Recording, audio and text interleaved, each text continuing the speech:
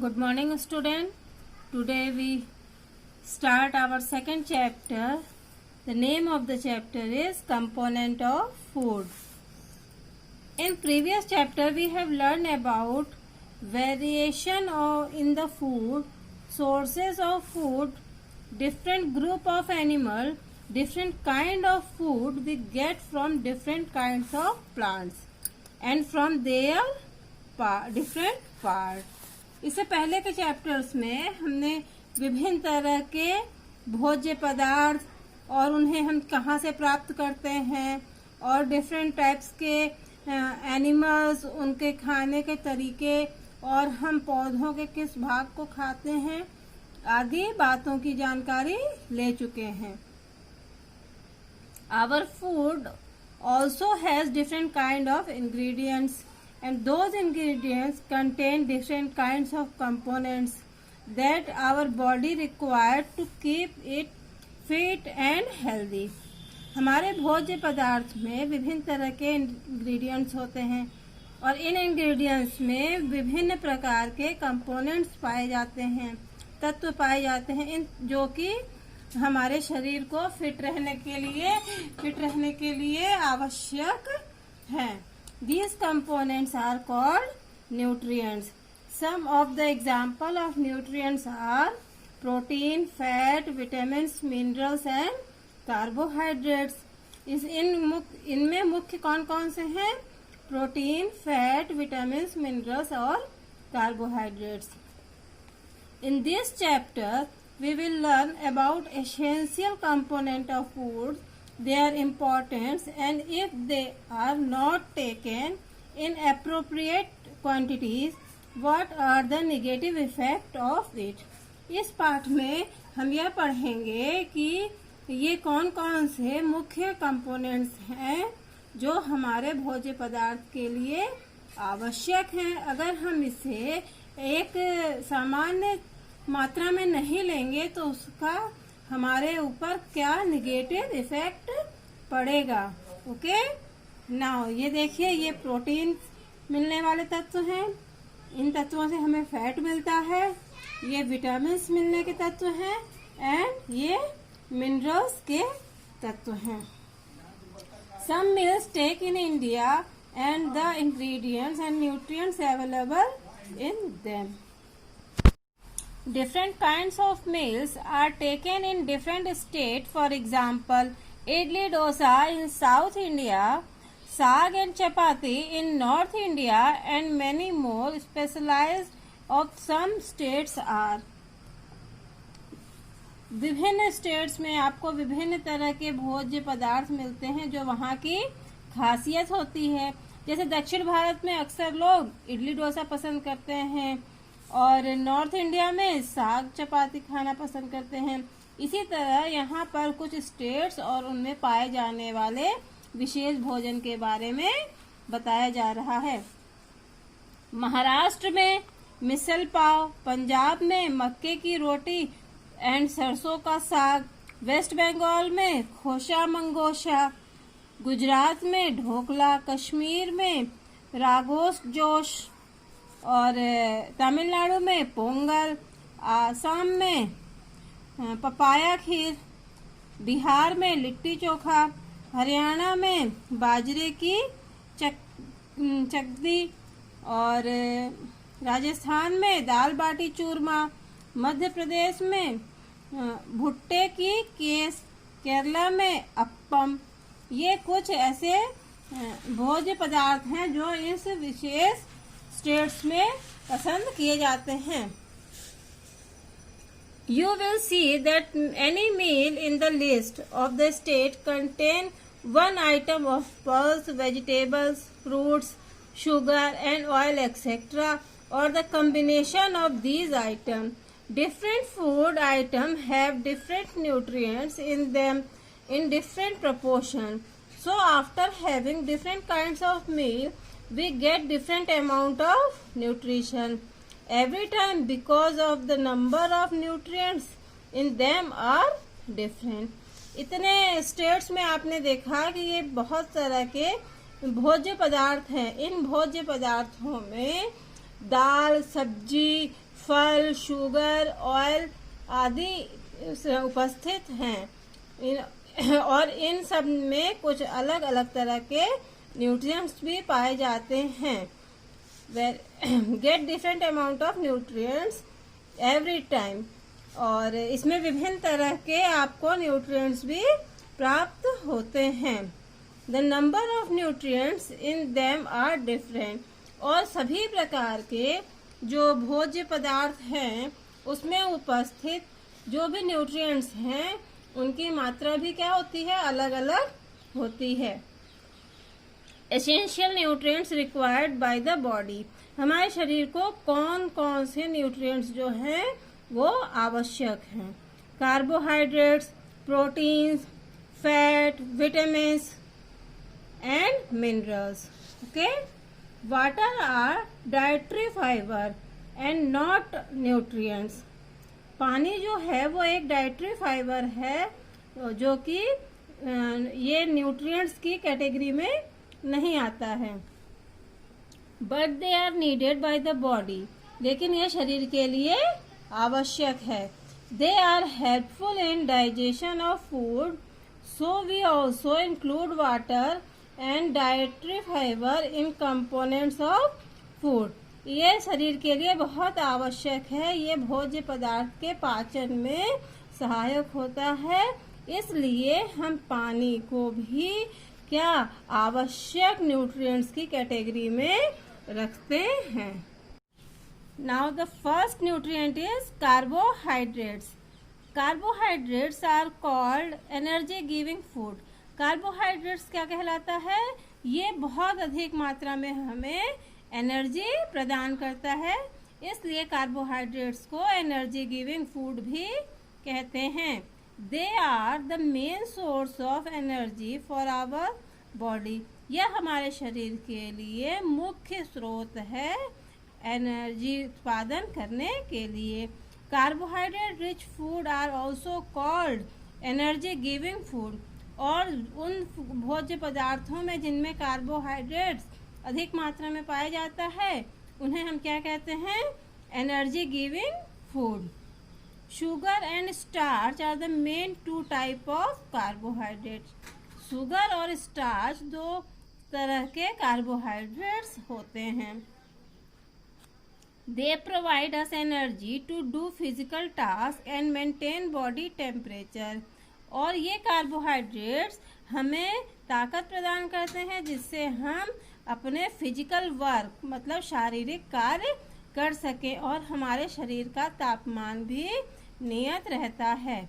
For example rice, sweet potato, banana, mango, bajra, sugar produce glucose are rich in carbohydrates. ये सारी चीज़ें आप अक्सर अपने भोजन में ग्रहण करते हैं और ये सारी चीज़ें क्या हैं?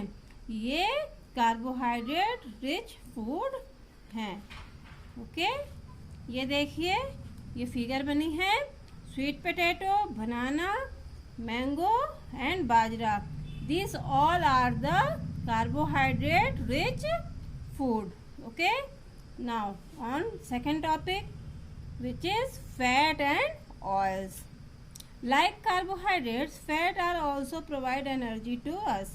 जिस प्रकार से कार्बोहाइड्रेट्स हमारे शरीर को एनर्जी प्रदान करता है उसी तरह से फैट भी हमारे लिए एनर्जी का उत्पादन करता है। They are called the store house of energy. इन्हें हम क्या कहते हैं? Store house of energy.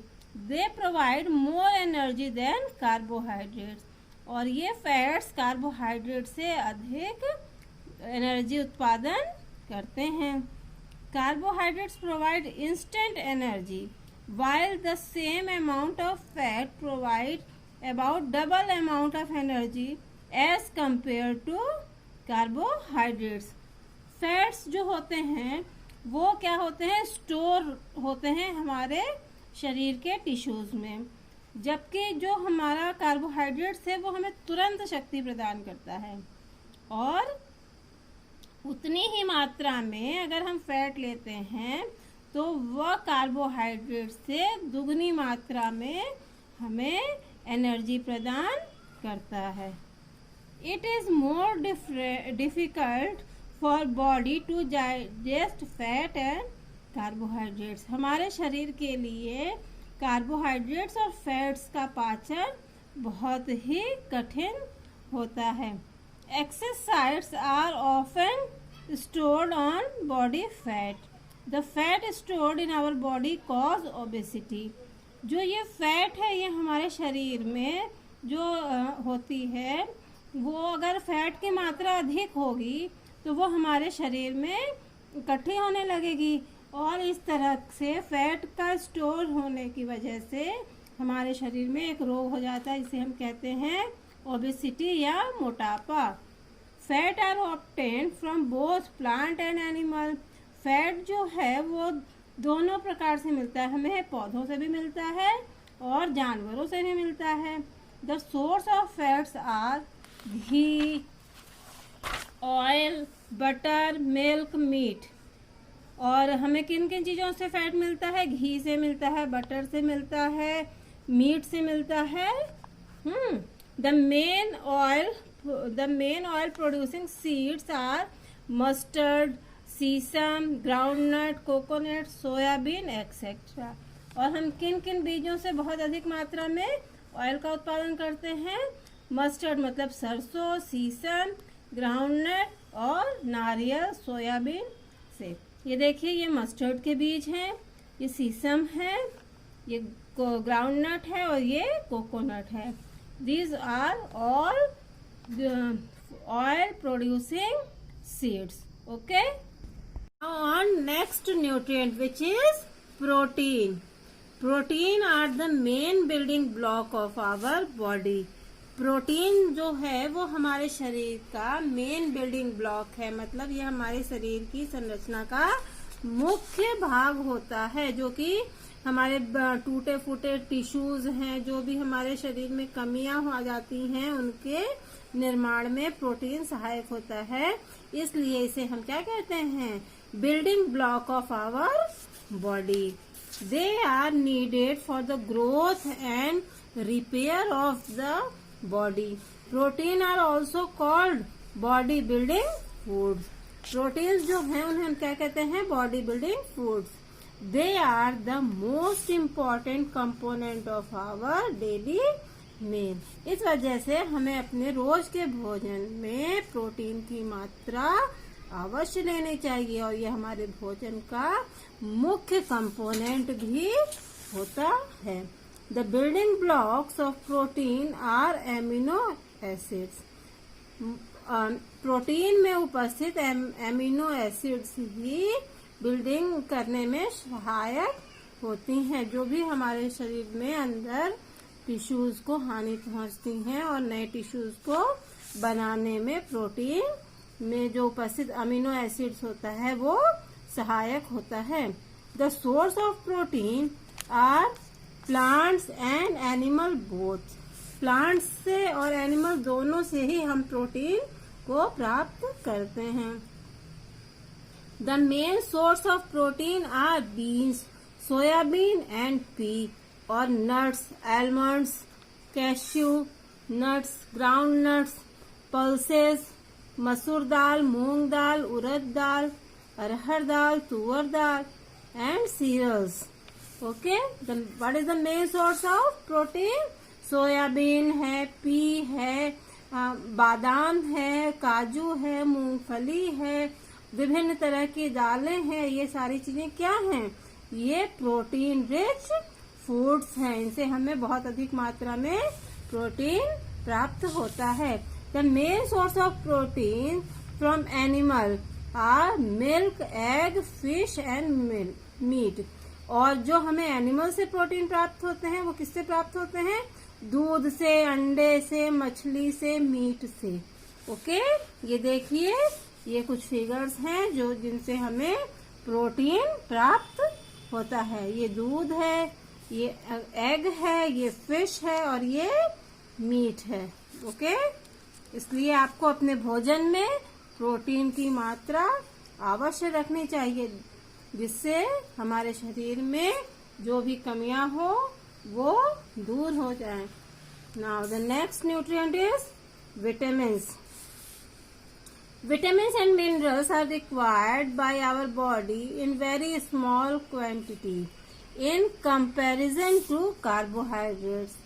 Vitamins और मिनरल्स की आवश्यकता हमारे शरीर में कार्बोहाइड्रेट्स, फैट और प्रोटीन की तुलना में कम ही रहती है, but still they intake in essential for keeping ourselves healthy.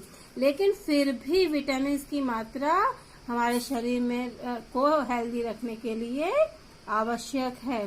The food rich in vitamin are also called protective foods. और वो भोज्य पदार्थ जो विटामिन से भरपूर होते हैं वो क्या कहलाते हैं? Protective food. Now there are different kinds of vitamin which are essential for our body and they are known by different names such as vitamin A, vitamin B complex, vitamin C, vitamin D, vitamin E and vitamin K. हमारे शरीर में जितने तरह के vitamin की आवश्यकता होती है वो विभिन्न नामों से जाने जाते हैं, जैसे vitamin A, B complex, vitamin C, vitamin D, vitamin E and vitamin K. Vitamin B complex is a group of vitamins, so it is called vitamin B complex. Vitamin B complex में केवल एक ही vitamin नहीं होता है, इसमें कई तरह के विटामिन की एक ग्रुप होती है जो कि एक साथ विटामिन बी में रखी जाती हैं, इसलिए इन्हें क्या कहा जाता है? Vitamin B complex. Okay, we need a regular supply of vitamin B and C in our diet because vitamin B and vitamin C are water soluble. हमारे शरीर में विटामिन बी और विटामिन सी की लगातार आवश्यकता होती है क्योंकि ये पानी में घुलनशील होते हैं. Also, vitamin C get destroyed due to heat, therefore it is taken raw. Vitamin A, D, E and K are not soluble in water, but they are fat soluble. Vitamin C जो है वो हमारे शरीर में गर्मी से क्या हो जाती है? डिस्ट्रॉय हो जाती है, खत्म हो जाती है. इसलिए हमें इससे क्या लेना चाहिए? लगातार लेते रहना चाहिए क्योंकि ये पानी में घुलनशील विटामिन होती हैं, इसलिए ये क्या है? बहुत ही आवश्यक है. विटामिन ए, डी, ई और के ये जो चारों विटामिन हैं ये फैट सॉल्युबल हैं और विटामिन बी और सी वाटर सॉल्युबल विटामिन हैं. ये देखिए फिगर, इस फिगर में विटामिन ए से जो भरपूर स्रोत हैं भोजन के, ये विटामिन डी, ये विटामिन ई से भरपूर स्रोत हैं और ये vitamin K. Okay, now here is a chart. Some important vitamin, their sources, function and disease which can occur due to their deficiency are shown in the table. यहाँ पे एक टेबल दी हुई है. इस टेबल में विभिन्न तरह के विटामिन्स हैं और उनके विभिन्न तरह के स्रोत हैं जिनसे हम उन्हें प्राप्त कर सकते हैं, उनका कार्य क्या है और उनकी कमी से हमें कौन सा रोग हो जाता है. तो यहाँ देखिए सबसे पहले क्या है? Vitamin A. विटामिन ए के स्रोत क्या क्या हैं? बटर है, टोमेटो है, एग है, मिल्क है, carrot, cod liver oil. This is all the source of vitamin A. And what is the function of vitamin A? Keep eyes and skin healthy. यह हमारे शरीर में आंख को और स्किन को हेल्दी रखते हैं. और इनकी कमी से कौन सा रोग होता है? Night blindness, person unable to see in dim light. इससे हमें रतौंधी, हिंदी में नाइट ब्लाइंडनेस को क्या कहते हैं? रतौंधी हो जाती है, जिससे इंसान देखने में क्या होता है? डिम लाइट में देख नहीं पाता है. अब नेक्स्ट है vitamin B1. Cereals, milk, peas, seafood, green vegetables, egg and meats are the source of vitamin B. What is the function of vitamin B? Growth and development of our body. Vitamin B1 की क्या कार्य है? यह हमारे शरीर में growth और development का कार्य करती हैं, वृद्धि और विकास का कार्य करती हैं, और इनकी कमी से बेरी नामक रोग होता है। Now vitamin B2, milk, yolk, liver, ये इनके सोर्स हैं विटामिन B2 के, और इनके फंक्शन क्या है? Healthy skin growth. ये हमारे शरीर के स्किन की ग्रोथ को मेंटेन रखते हैं। Now on vitamin C, citrus food like आंवला, लेमन, जो भी खट्टे फल होते हैं जैसे आंवला है, लेमन है, उनमें विटामिन C पाया जाता है। ऑरेंज है, और इसका फंक्शन क्या है? For healthy growth and blood vessels. यह हमारे शरीर में ग्रोथ के लिए और ब्लड वेसल्स के लिए क्या है? सहायक होते हैं। और विटामिन C की कमी से हमें कौन सा रोग होता है? Scurvy. Now on vitamin D, orange, lime, guava etcetera, sunlight, milk, butter, cod liver oil are the source of vitamin D for formation of strong bones and teeth. Vitamin D का कार्य क्या है? हमारे हड्डियों को और दांतों को क्या करते हैं? मजबूत बनाते हैं, और इनकी डिफिशियंसी से रिकेट्स नामक रोग होता है। Now on vitamin E, tomato, milk, green vegetables and mango are the source of vitamin E for fertility, balance hormone, repair damage skin, for fertility, balance of hormones. यह हमारे रिप्रोडक्टिव सिस्टम के लिए सहायक है और हमारे हार्मोन्स के balance को बनाए रखता है। जो हमारे अंतःस्रावी ग्रंथियां, दैट इज कॉल्ड हार्मोन्स, इन्हें क्या करता है? इन्हें बैलेंस रखता है, और हमारे शरीर में जितनी भी स्किन डैमेज हो जाती हैं उनको भी क्या करता है? उसको फिर से बनाता है। Now on next vitamin which is vitamin K, tomato, cabbage, almond, soybean, green leaf vegetables are the source of vitamin K, and the function of vitamin K is help in clotting of blood. ये खून का थक्का जमाने में सहायक होता है। Excess bleeding from cuts and wound, इसकी डिफिशियंसी से क्या होती है? किसी भी कट या घाव से बहुत अधिक मात्रा में खून का रिसाव होने लगता है। Now vitamin B12, meat, cheese, eggs are the source of vitamin B12. What is the function of vitamin B12? In normal functioning of brain and nervous system. ये ब्रेन और नर्वस सिस्टम को सही तरह से कार्य करने में सहायक होता है, और इसकी डिफिशियंसी से anaemia, low red blood cells and poor muscles functions होते हैं। ओके, विटामिन B12 की कमी से अनीमिया रोग होता है। Some deficiency disease caused by protein, और कुछ ऐसे रोग जो कि प्रोटीन की कमी से उत्पन्न होते हैं। उसमें पहला है kwashiorkor. Deficiency of protein in diet lead to this disease. This disease is common among children of 1 to 5 year of age. यह रोग 1 से 5 वर्ष के बच्चों में क्या होता है? ज़्यादातर देखने में मिलती हैं। और यह डिफिशियंसी ऑफ प्रोटीन, जो कि प्रोटीन की कमी अगर हम भोज्य पदार्थों में कम लेते हैं तो उसकी वजह से उत्पन्न होता है। In this disease the child is likely to have stunt growth. इसमें क्या होता है कि जो बच्चे होते हैं उनकी जो ग्रोथ होती है वो रुक जाती है। स्वेलिंग ऑफ फेस, और चेहरे पे कि सूजन आ जाती है। डिसकलरेशन ऑफ हेयर, बालों का रंग बदलने लगता है। स्किन डिजीज एंड डायरिया अकर, और कई तरह के स्किन डिजीज़ेज और डायरिया हो जाती है बच्चों में, और यह अधिकतर 1 से 5 वर्ष के बच्चों में देखने को मिलती है। Now the second disease which caused by the deficiency of protein. The deficiency of proteins, carbohydrates and fat in the diet of children leads to disease called marshmallows. Okay, marshmallows.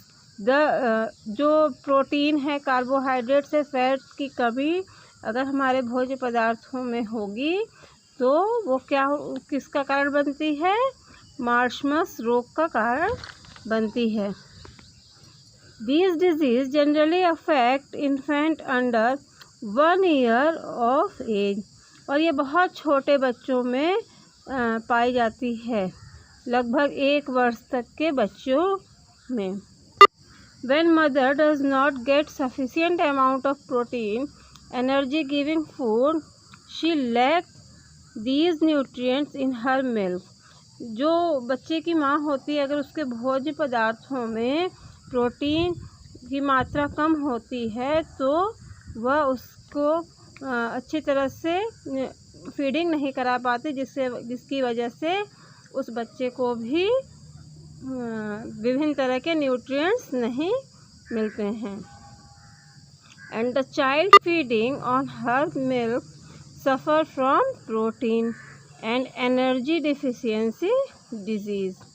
The infant is likely to have lean muscles, weak bones and rough skin, common weakness of legs, mental retardation. और इस तरह से उस बच्चे में विभिन्न तरह के लक्षण दिखाई देते हैं, जैसे उसकी हड्डियां कमज़ोर हो जाती हैं, उसके मसल्स बहुत अच्छे से डेवलप नहीं करते हैं, उसकी स्किन जो होती है वो बहुत ही रफ़ हो जाती है, और जो उसका मेंटल रिटार्डेशन मतलब उसकी जो मानसिक स्थिति होती है वो भी नॉर्मल नहीं होती है। Okay, now on the next topic which is minerals. Okay,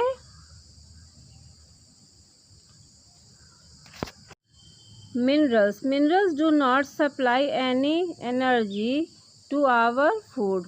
Minerals and nutrients required by body for proper functioning. Minerals contain metals and non-metals which are called elements. Minerals और vitamins जो होती हैं वो हमारे शरीर में विभिन्न तरह के भोज्य पदार्थों से प्राप्त होती हैं। मिनरल्स में जो न्यूट्रिएंट्स होते हैं वो कैसे होते हैं? मेटल या नॉन मेटल्स होते हैं। इन्हें हम क्या कहते हैं? एलिमेंट्स कहते हैं। ओके, जैसे फर्स्ट मिनरल्स कौन सा है? Iron. Okay, iron. What is the source of iron? Green leafy vegetable, leguminous sponge, egg York and groundnut. Functions essential for formation of haemoglobin in food. और आयरन की आवश्यकता ये होती है जिससे हमारे शरीर में हीमोग्लोबिन की मात्रा जो है वह खून में बनती है।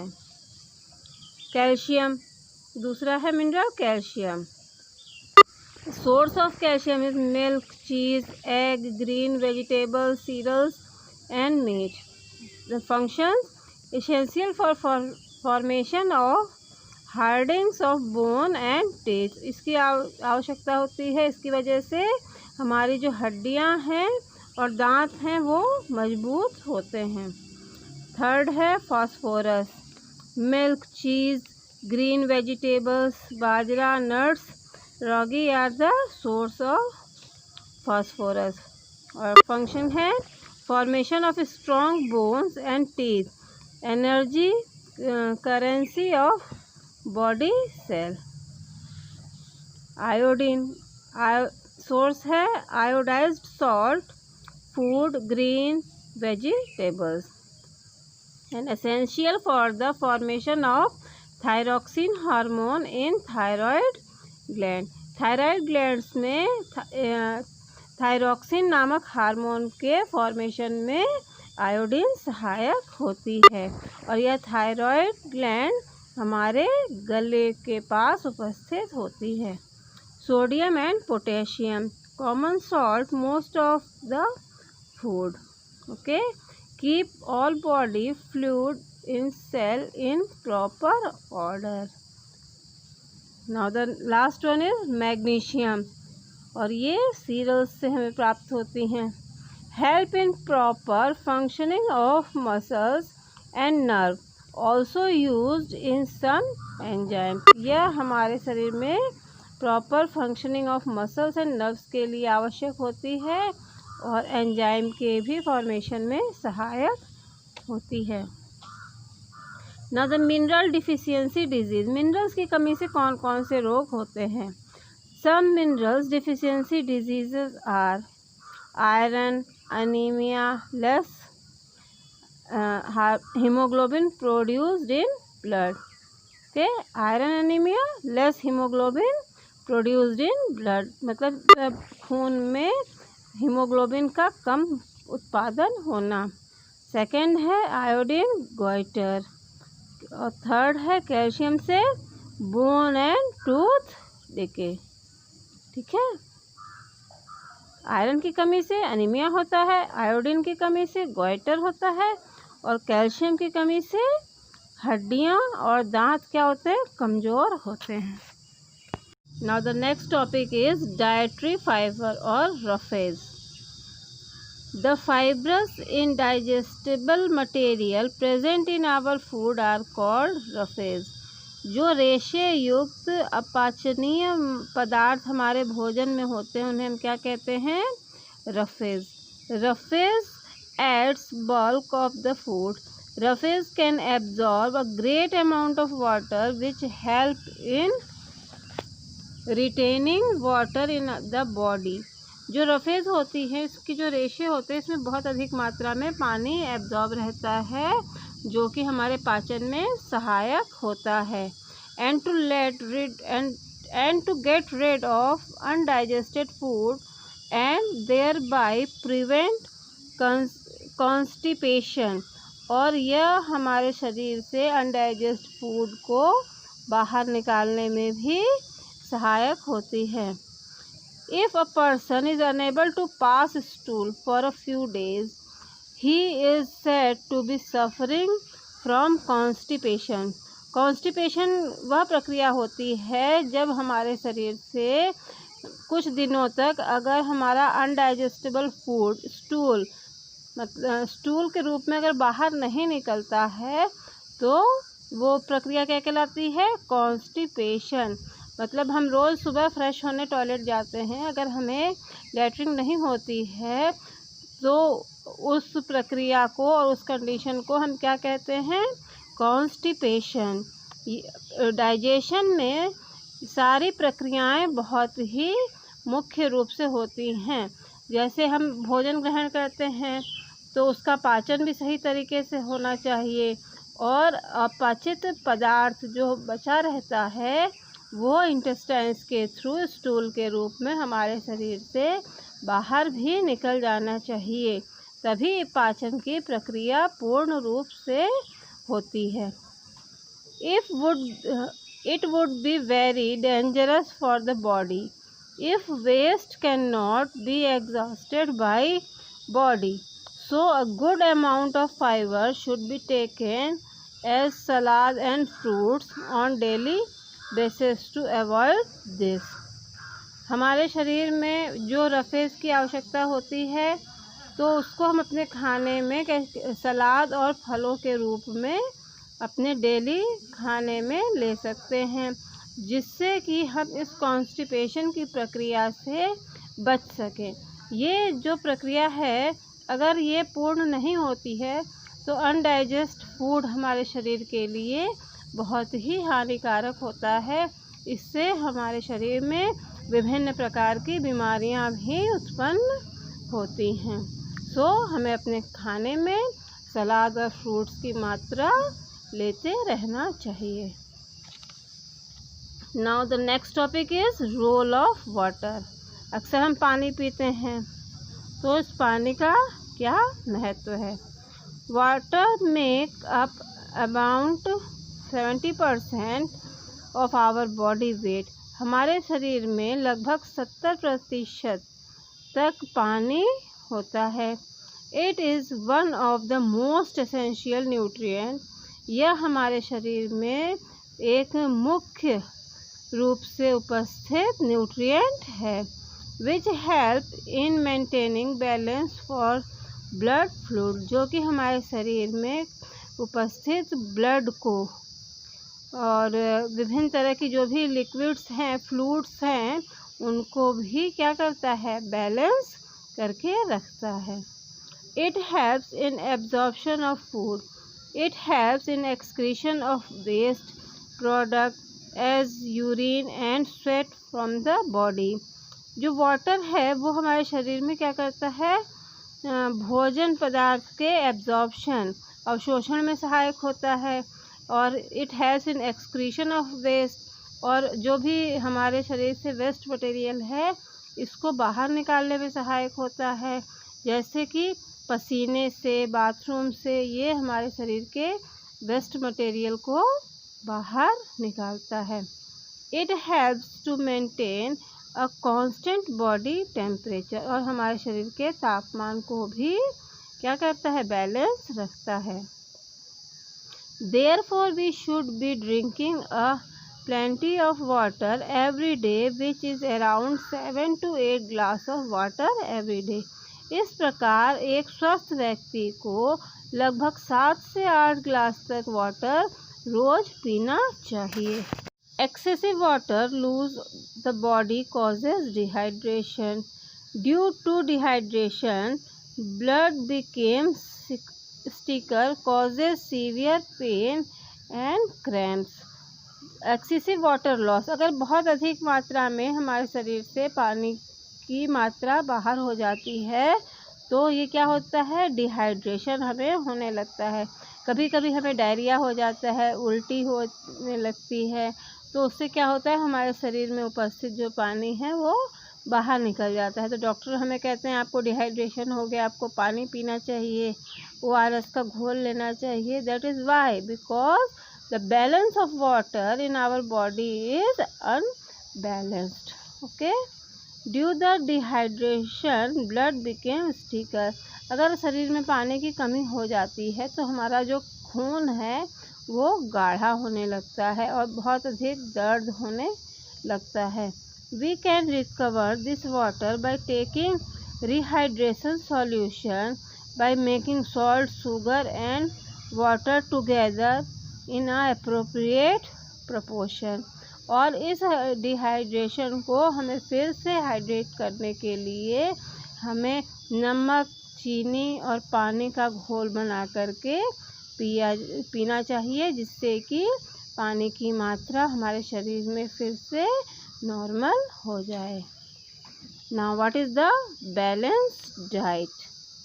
Balanced diet is also called balanced diet. Okay, balanced diet is also as called balanced diet when it contains an appropriate amount of vitamins, minerals, fats, carbohydrates, fiber in a daily diet. एक balance diet को हम balance diet कब कहेंगे? जब हमारे diet में एक उचित मात्रा में vitamins, minerals, fat, carbohydrate, fibres आदि सभी चीज़ें उपस्थित हों तो हम उस तरह के भोजन को क्या कहते हैं?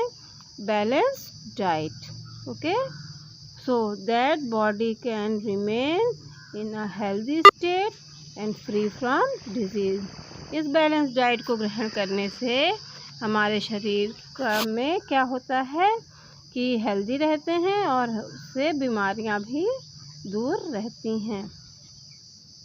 People of different age group, different body size, different body masses, different region, from different climate, people having different kind of physical activity and work need different proportion of nutrients in their daily life, so that the minimum body requirement should be fulfilled by having appropriate proportion of nutrients and remain healthy. जो व्यक्ति ज़्यादा physical activity करता है और जो कम physical activity करते हैं, उन दोनों के भोज्य पदार्थों में न्यूट्रिएंट्स की मात्रा का प्रपोर्शन विभिन्न होता है। ओके, ज़्यादा काम करने वाले व्यक्ति को ज़्यादा न्यूट्रिएंट्स की आवश्यकता होती है और जो कम फिजिकल वर्क करते हैं वो थोड़े कम न्यूट्रिएंट्स से भी उनकी डाइट बैलेंस हो जाती है। For example, if a person is doing heavy physical exercise, he needed more muscle strength and energy to perform the work, and for that he needs to intake carbohydrates, fat and proteins as well as water in large proportion in comparison to a person who is not doing this much of physical work. Okay, now you can understand. Now the obesity. Obesity is the state in which a person have a large number of food calories than required in his daily diet. Obesity को हम ये कह सकते हैं कि जब एक व्यक्ति बहुत अधिक मात्रा में भोजन ग्रहण करता है जितना उसे अपने डेली डाइट में आवश्यकता हो, या ये कह सकते हैं we can simply say the habit of overeating due to this he or she gets obese. या दूसरे शब्दों में ये हम कह सकते हैं कि बहुत अधिक खाना खाने की आदत जिनमें होती है वो ओबीज के शिकार हो जाते हैं and start to suffer from lack of activeness.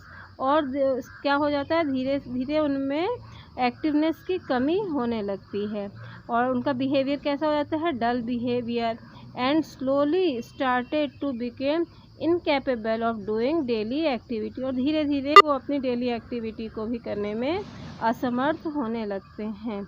Due to heavy muscles weight, क्योंकि उनके जो मसल्स होती हैं उसकी मात्रा क्या हो जाती है, बहुत अधिक भारी हो जाती है, बढ़ जाती है।